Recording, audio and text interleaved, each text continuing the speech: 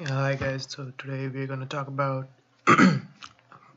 collections and proxy sprites.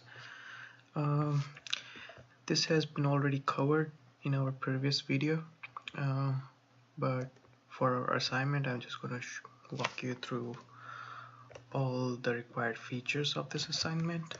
Um, this is our proxy sprite, which is referring to one of the sprites, the actual sprites, the X and Y, and the name of that proxy sprite itself. We have a proxy manager to handle all the proxy sprites. Then we have this PCS tree that we are using. PCS tree is like a binary tree, but it has a linked list like of connection between each child. For this one, we are just using a single linked list, not a double linked list.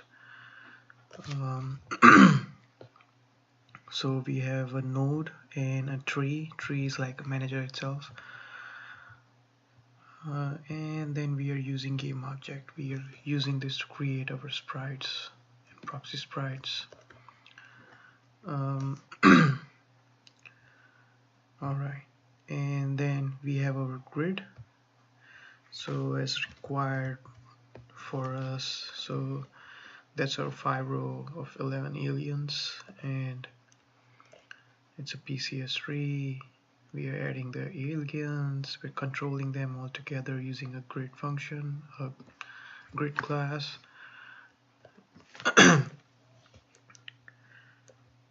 Alright, so that's our alien types that we are using, which has squid, octopus, and hierarchy. That's a factory that creates all the aliens, and it's using PCS3 as a base class. And this is an alien type that is using game object as a base class. And all the crabs and everything is an alien type base class, which has X and Y position of each of the crab that we are creating. So that's our game function,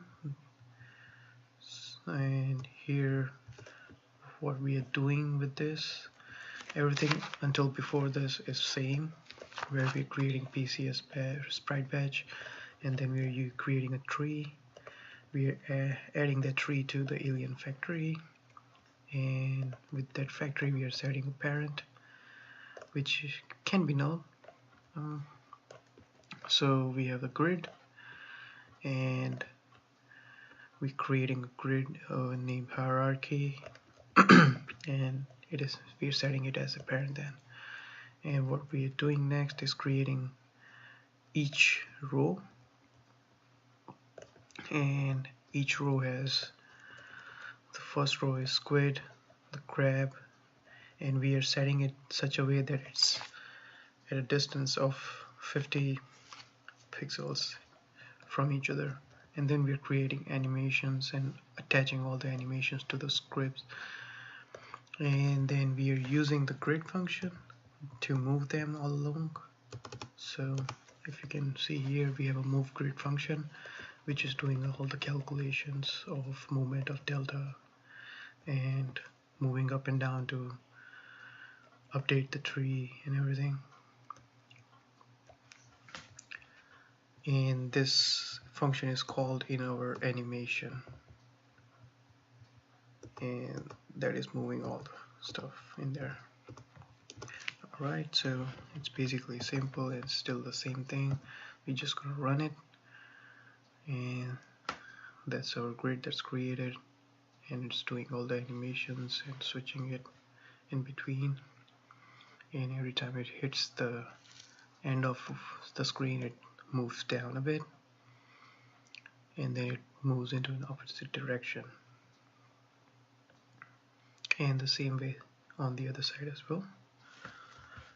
So that's all for now, but we are also working on our collision. This is the updated code which we haven't used yet, which we haven't pushed onto the